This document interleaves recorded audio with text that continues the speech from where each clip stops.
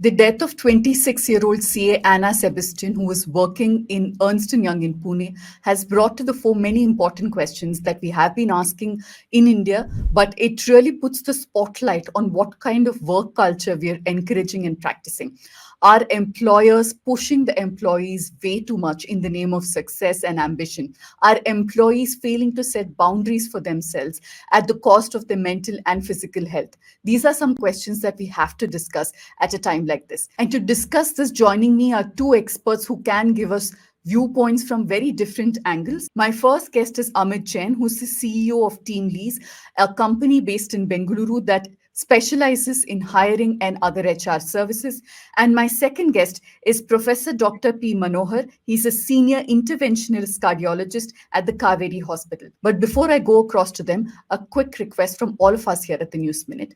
We have been doing stories on everything that's relevant to the people, and we've been doing this only with your support. We don't take advertisements either from governments or big corporates. And that's exactly why we can be only your voice. If you like our journalism, then do consider supporting us. Do become a TNM subscriber. So my first question to you is Mr. Jain. The first question is to you. We spoke to the family today, and one thing that they pointed out is that many of her managers, her seniors, used to dump a lot of the work that they had on her because she was a fresher.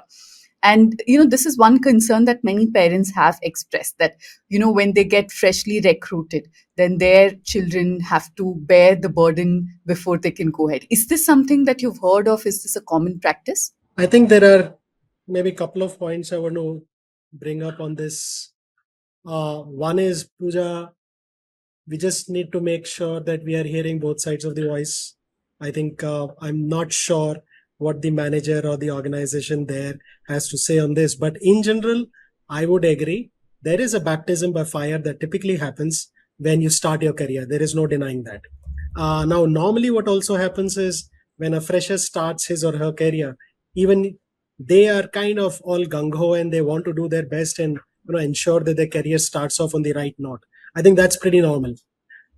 About the point you made of work being dumped on freshers, I would agree, but I would also say that in many ways, as we go through our careers, the manager to subordinate relationship in some ways evolves, but in some ways also does not change. What it means is you typically have to support your manager and he or she will delegate work to you. So that fundamental principle of my manager delegating work to me does not really change. I think there is a degree of that being higher with freshers, but if is that something that happens only at the fresher level? I suspect not. In fact, I would say fairly confidently that that is something that happens and you have to deal with that throughout your career. Right. We also get the perspective from a doctor, a cardiologist. Doctor, if I can come to you. I was looking at, the testimony, what the parents have expressed. They say that in June, she was experiencing chest pain. When they visited her in Pune, they had taken her for a checkup. And the doctors there said that, when they examined her through an ECG, her heart condition seems to be all right. She doesn't have any heart condition, rather. But they said that it was a lack of sleep. It was, the kind of pressure that she was under that was giving these kind of signs. How do you read this? Is this a common symptom when somebody is sleep deprived? In fact, I would put this in a different perspective. If you ask a common man, if you are deprived of sleep, if you are deprived of food, if you are deprived of water, so how long somebody would survive? So there is data on this, that if you are deprived of food, you may survive for maybe 70 odd days. If you are deprived of water, you may live for 21 days. And if you are deprived of sleep completely, you are expected to die in 7 days. So these are based on some prisoner experiments. So this just highlights how sleep deprived can, really hurt the health a lot. In fact, we are going one step further and looking at data about people who do night shifts. And there is clear data among nurses who do night shifts. There is a clear data that the life expectancy of people doing regular night shifts in their life career, their life expectancy is 3 to 4 years lower than people who have never done night shifts. So definitely, sleep is a very integral part of health. In fact, many of my patients say, I don't have time for exercise, I don't have time for sleep. Then I say, better sleep than exercise. So it may sound little antithetical to conventional wisdom, but that's how I tell my patients who tell I don't have time to sleep, I don't have time to exercise. I say, given a choice, sleep first. And coming to this particular situation, a normal ECG doesn't in any way rule out heart disease. So that's a common myth I want to dispel through this forum. Very often we face this scenario that people go to a hospital, get a ECG done, ECG is normal, then somebody says it is gas trouble, and they are sent back home. And in my entire career, I can quote at least 200 cases, of which at least 10 of them were doctors. So, this myth is so strong that people have gone back home despite the fact that they are having an ongoing heart attack. So, a normal ECG does not rule out heart disease. This is something I want to, vociferously emphasize here. Further, clinical evaluation with other things like, echocardiogram or a treadmill is more important in making a diagnosis that everything with the heart is normal. So this common myth that an ECG is normal, that means everything is hunky dory about the heart, is a very common misconception even amongst doctors. So forget about laymen, even amongst doctors, this is a common myth that gets multiplied and people believe it. So a normal ECG in no way ensures that everything in the heart is fine. So you're saying that if somebody goes with a chest pain and an ECG is administered and they said there's nothing wrong, do not stop at that. Go take it a step further, do a treadmill test or something, and then determine what is the cause. Is that right? So usually when somebody comes with a chest pain, we do not do a treadmill. The usual protocol recommended by the American Heart Association for somebody who presents with chest pain is, first of all, they recommend is clinical evaluation. Number two, serial ECGs. So somebody is having a heart attack. So serial ECGs give more information than a single point ECG. So some maybe a ECG after an hour or so helps. Third is enzymes, that is biomarkers. These are small molecules which are detected in the blood, which detect a heart attack. So that's the general recommendation. If somebody comes with chest pain, which is considered as clinically probable cardiac in origin, the recommendation that he should be under observation for at least 4 to 6 hours. By the time the biomarkers, the ECG should show up something. So the general recommendation is, the first thing is a clinical evaluation, and if somebody thinks that this could be probably cardiac in origin, a minimum period of observation of at least 3 to 4 hours is what is recommended by all the international associations related to heart disease. In case anything is negative in all these things, then maybe we may tell the patient, come back after 2 weeks, we'll do a treadmill and see. So somebody with comes with ongoing chest pain, definitely we do not recommend a treadmill. But treadmill is the best way to look for in asymptomatic people. If you ask me or sir or you, and we ask what is the best way to predict non-invasively heart disease, then treadmill would be the best non-invasive physiological test available in cardiology. Right. We'll discuss a little more about how we can, identify and possibly correct these issues. But if I can come to you now, Mr. Jain, I'm not trying to single out EY, which in this case, she was working in, but the entire culture where on one side we have giants like Narayan Murthy, who millions of Indians look up to, endure 70-hour weekdays. But going by what the family of this young woman is saying, they were clearly doing a lot more than that. So is there a concern that, young people are not allowed to complain? Young people are not allowed to say, but I am tired, I want to sleep when work comes their way, because it is somehow perceived as you're not serious about your career. You're not serious about your ambition and growth. Is that a concern? There are definitely pulls and pressures between the employer and the employee. There is no doubt about that. And ultimately, the employer is paying because he expects productivity from the employees. So that debate or tension is kind of always there. Having said that, I would also say that there are a couple of things here. One is, it is also within the control of the employee to be able to work on their productivity skills, to be able to learn how to manage expectations, how to manage stakeholders and get better at it, and hence manage the pressure or the work expectation that comes from the employer. The other thing is, employers also remember today typically that there is a war out there for talent. You can ask the employees to stretch on weekends, evenings, in phases or in short bursts. But if you're going to ask them to do that on a sustained basis, chances are your brand as an employer is going to suffer. It's going to result in lower productivity, higher attrition, and ultimately reduced ability to attract fresh talent. So, lot of progressive employers actually make it a point to take a 3-step journey on this. What are those 3 steps? First is simply measure, whether it is connects by the HR team, employee surveys. But the first step is to simply measure, how are my employees feeling?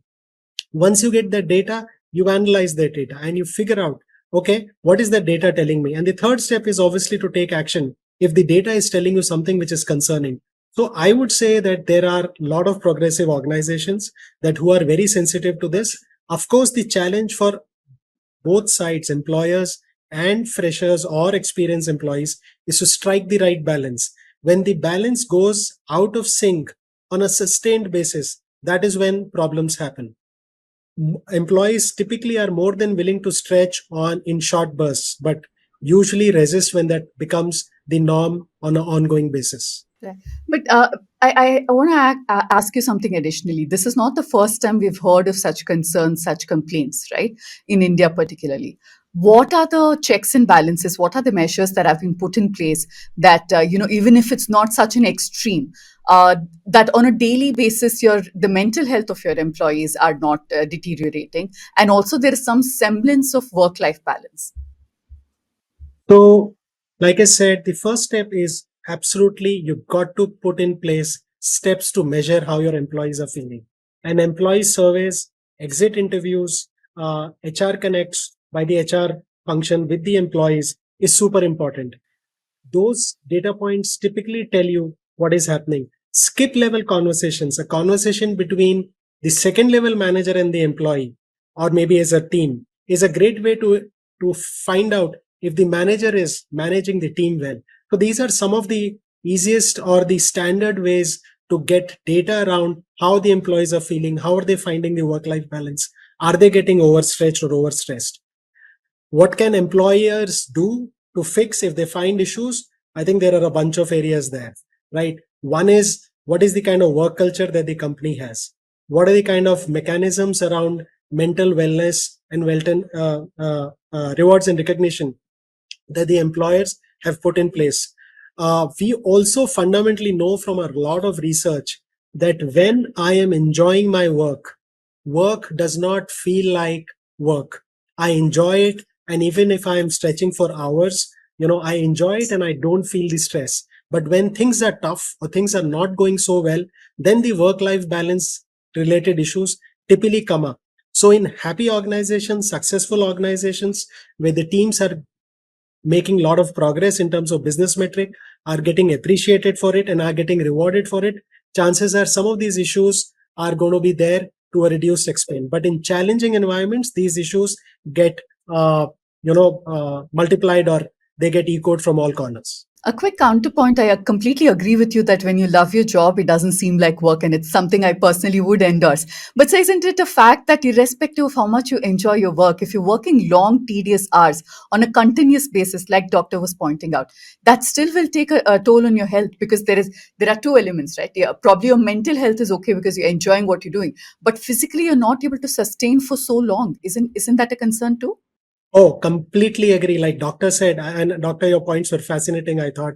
But like he said, sleep, if you deprive it for 7 days, it's not going to happen. So the moment you push anything to extreme, good becomes bad, right? If I love my job, but if I'm not going to take care of my physical and mental health, and I'm just going to go all in and just completely ignore all aspects of me as a human being, it is a recipe for disaster. Completely agree with you. Right. Doctor, I know you wanted to come in in between, but if I can just ask you a quick question. We saw her family also say that the cause that the hospital told her was told about the cause of her death rather. One was acid reflux, one was sleep deprivation and stress. All of these point to a hostile, difficult work environment. All of them emerging possibly from stress again. What are the other indicators that we can look at to make sure that you kind of zoom out, take a step back, and recalibrate your situation for young people particularly. uh, as he said, the first point I liked is, if you love your job, this is true, because what happens in most of our patients is when we do residencies, we have, unlike what Narayanamurthy sir told, we have some 90-hour weeks. And we enjoyed it, and we never felt it as a burden in our younger days. But yes, as age catches up, doing a 90-hour week is not so easy for me today. Those things stay together. But coming back to your specific question of what are the indicators, the first indicator is small things like, patients having chronic headaches. So many of these people have this sleep deprivation leading to chronic headaches.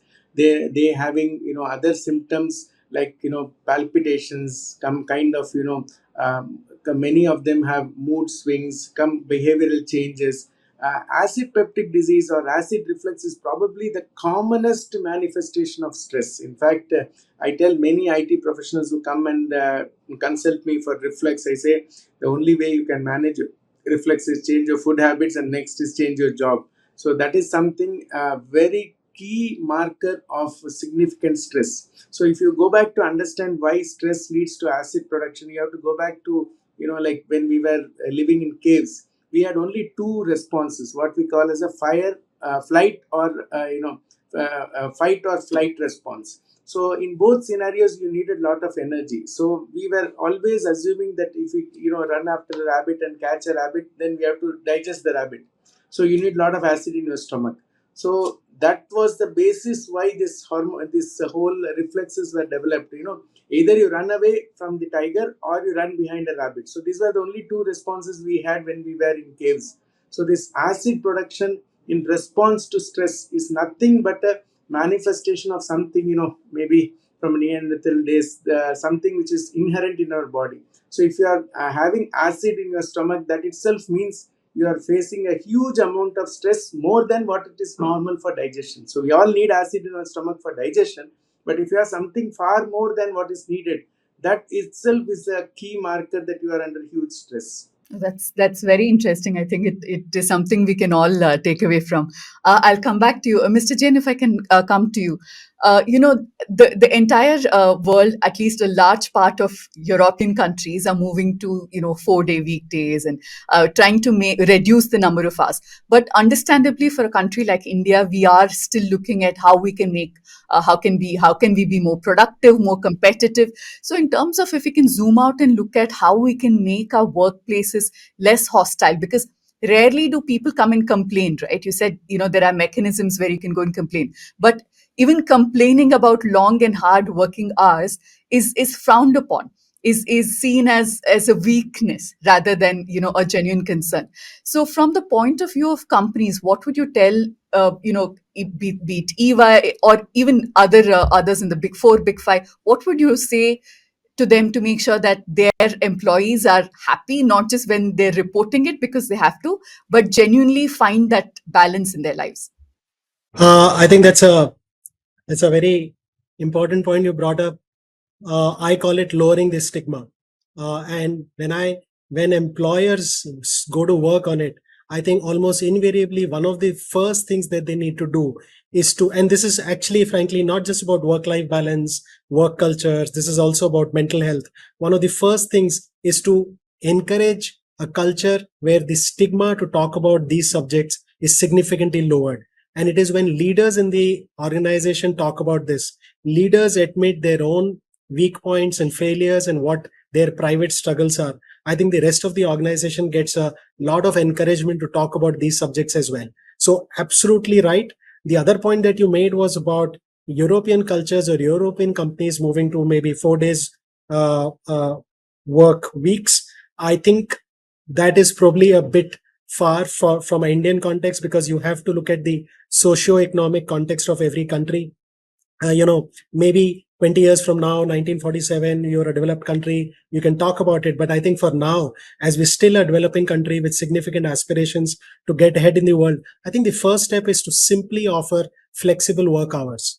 I mean, if I'm going to be having to commute, let's say in a city like Bombay, with the peak hours every day, that means I'm probably commuting for 3 hours every day. But if my organization allows me to come a bit late, go a bit late, maybe I beat the traffic and I can do that commute in 1.5 hours, that is so much more productivity for me. And maybe I can also then manage my family, school, kids, all of that. So flexible work hours, I think, is the first step.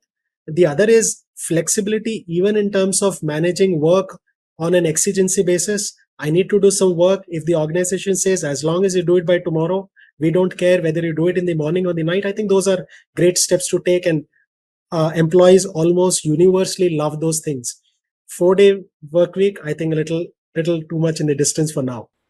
No, I agree with you that it might not be applicable to India. I completely take your point. I like the fact, the stigma point that you made, I think is very relevant. Where we encourage people, encourage a culture where it's okay to admit that you're overworked without having to face repercussions from your manager or your team leader or anybody else, right? Because if you're already complaining, then you might miss out on that promotion because, you might not put in extra hours. In view of that, now would you think it's important that industry leaders, people who are looked up by so many people, come out and say that, hey, look, it doesn't mean that you're less ambitious or talented. There is a line that nobody should cross. It doesn't matter if you're 20, if you're 40 or 60. Everybody handles stress and work differently. So do you think this is a good time to kind of call upon people in the industry to come and make that statement publicly? It's a good time. Whether it's a specially unique time, I'm not sure, because these events or these unfortunate incidents have happened earlier. Unfortunately, I guess we will see more of those with time. So any time is always a good time to talk about these kind of points. And like you said, unless the leaders come forward and start to talk about it a lot, lower the stigma, welcome organizations and employees to talk more about it, this is not going on. Doctor, if I can ask you, and it's a very practical question I'm asking you. It is right that you should stop when you think that you're pushing your boundary. But many youngsters, because of their situation or just the fact that they want to excel, might not be able to draw that line for themselves and, in their workplaces. In such cases, what are the tips you can possibly give to help them manage stress a little better? What are those small lifestyle changes that they can make that can kind of help them deal with physical ailments better? See, I always tell my patients and my many my colleagues also that none of us are going to qualify for the Olympics. So I tell all of them that we should never exceed 75% of what we consider is our physical capacity. So this is specifically relevant to young people who go to the gym and they have events after coming from the gym.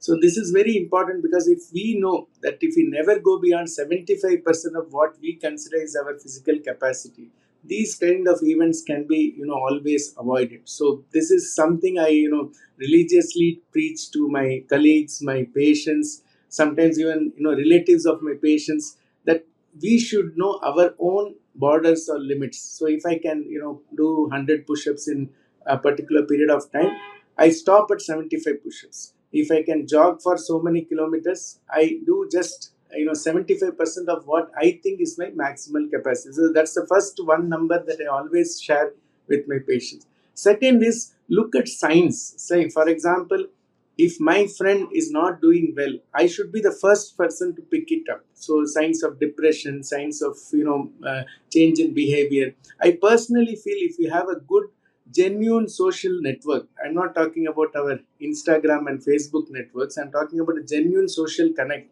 People in your family will be the first persons who should detect problems. So I always feel a good family support, a good friends network always picks up a problem before it becomes, it goes over the brim. So your family can detect the fact that you are depressed even before any psychiatrist can detect. So I believe a strong family and strong effort to limit physical strain to 75% of capacity is something which I think will go a great extent in avoiding these kind of things, and taking medical help without any hesitation. For example, he mentioned about stigma.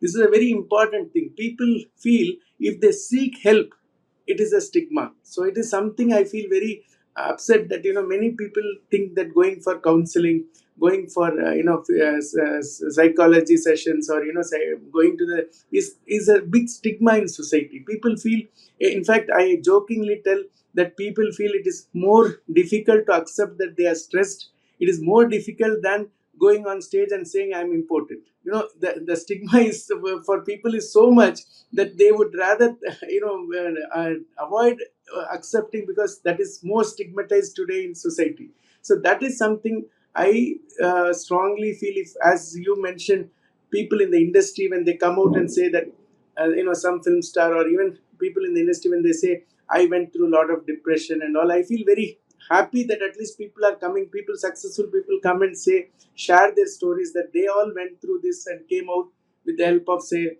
family support, social net, this thing, as well as by counseling and all. It makes a huge impact. I strongly feel that social support prevents, detects, and treats all these scenarios faster than any medical person can do it. Right.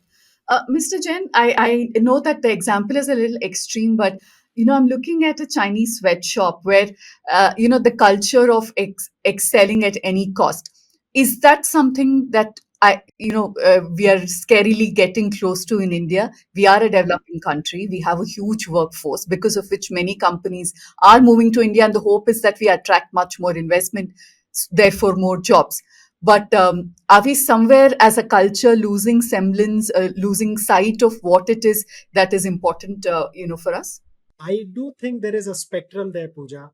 There are, India is a country with a huge population, and you have a mix. You definitely have a large set of both youngsters and experienced folks who are very ambitious, who want the best for themselves in their lives. I think that is definitely there, no doubt about it. And there is a lot of set of people for that whom that is getting worse. I would, however, also say that as we become better socio-economically, and as the new generation, the Gen Z, comes into the workforce, and they come from much stronger backgrounds economically, a lot of them are also saying, okay, work is not the only thing in my life. I'm going to be doing gig stints. I'm going to be trying out multiple kind of careers in my lifetime. I'm going to also take care of my hobby. So I think you see a mix, but I would definitely say a larger majority is definitely getting more ambitious and are setting higher standards for themselves. There is peer pressure that is kicking in, and obviously that is resulting in a lot of pressure that they are building or bringing them back on themselves. At the time of hiring, I want to understand from you: do these, new people who are for the first time perhaps entering such organizations, are they aware on a usual basis of what kind of a life awaits them? What are the number of hours that you'll have to put in? Are they prepped before they take up these jobs? I think they would probably have some idea of the number of workers, but I think the question can be asked in a much broader sense. Do they really know what working life is going to be like and how that's going to change their life overall? I doubt it. I think I can speak for myself. When I started working, I had no clue. Just having worked in a college or a school for many years was absolutely not reflective of how life was going to be at the office, because at school or college, a lot of your work is independent work. But the moment you come and work in offices and hospitals, you have to work as part of teams. Inter-team dynamics, intra-team dynamics become super important.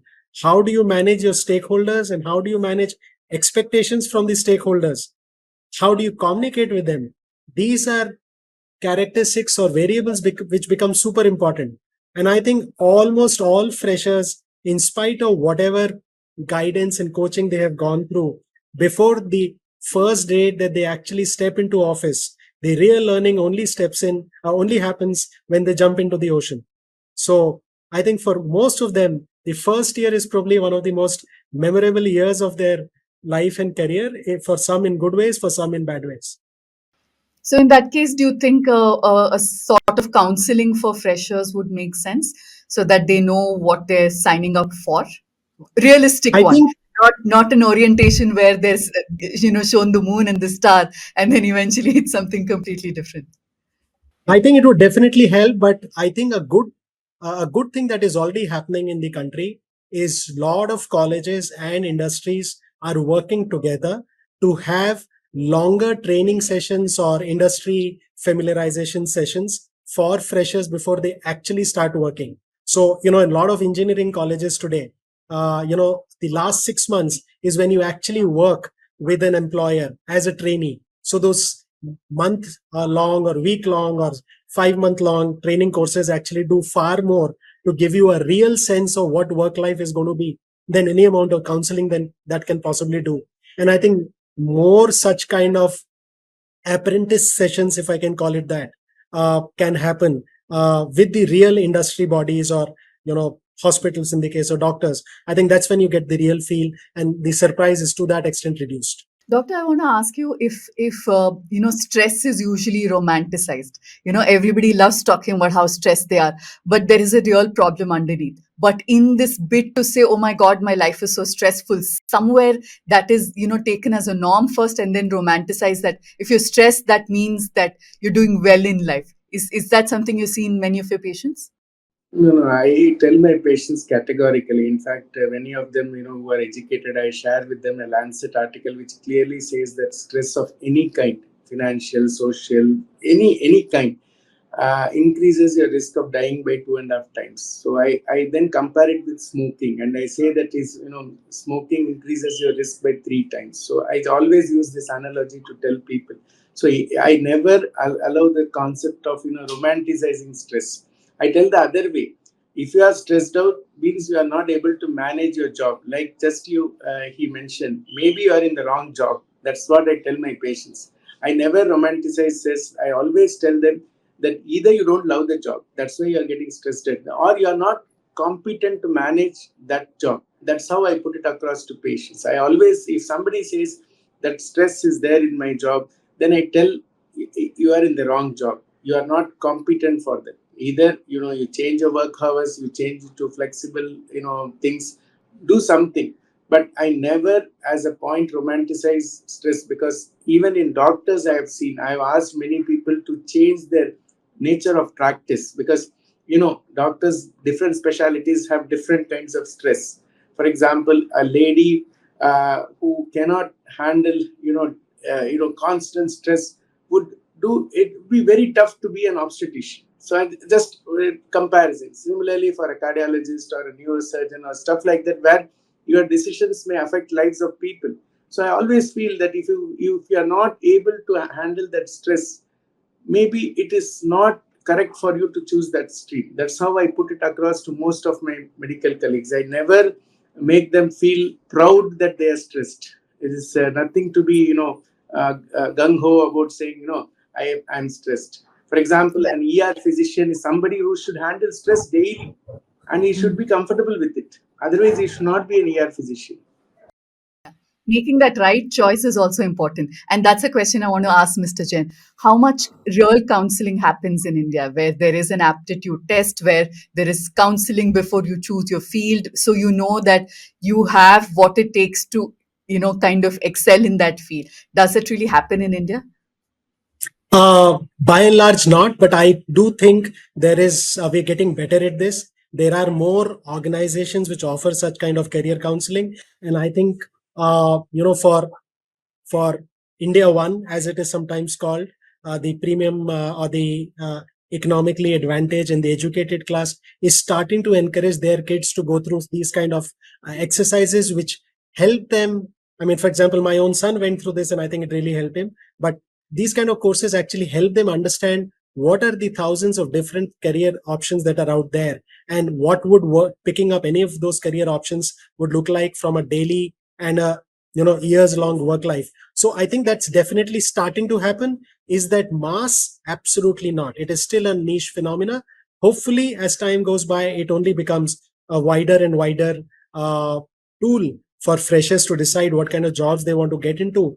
And I think obviously the advantage of having social media channels, YouTube, etc., where experts and pundits kind of share their own points of view, I think is definitely also helpful. So I think it's getting better compared to what it was 20 years back, where you had nobody to guide you besides your father and maybe a couple of uncles. I think it is the set of pundits and experts who can advise you is much wider today. So it's getting better, but we still have a long way to go. And how much of the labor laws do companies stick to?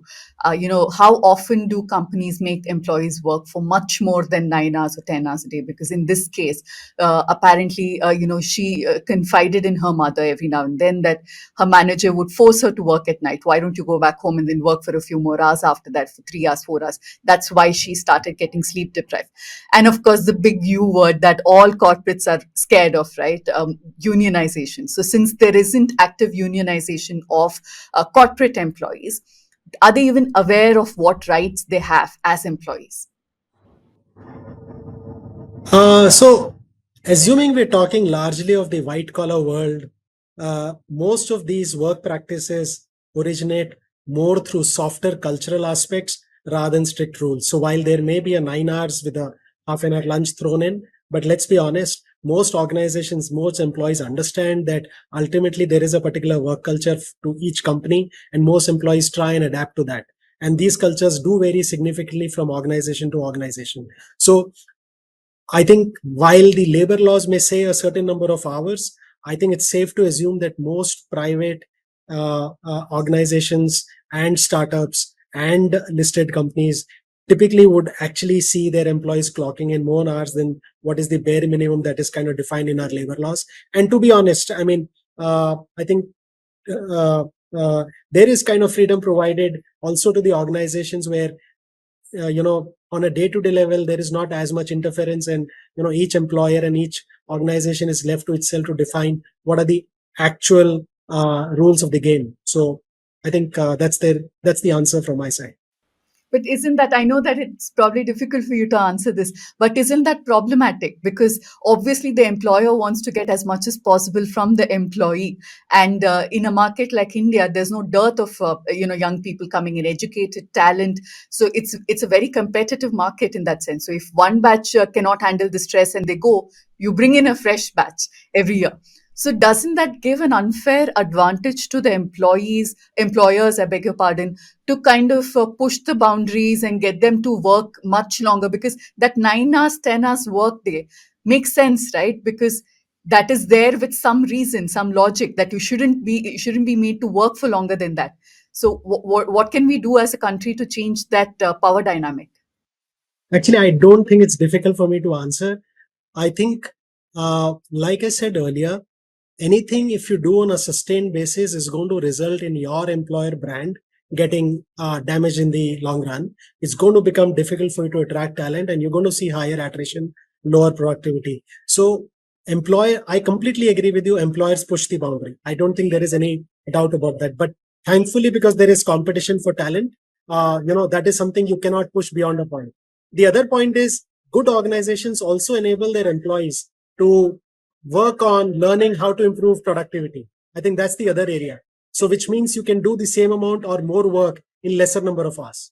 So that's the other aspect that a lot of organizations invest in training their employees on. Right. I hope more and more people talk about this because, we have the largest young force in the world.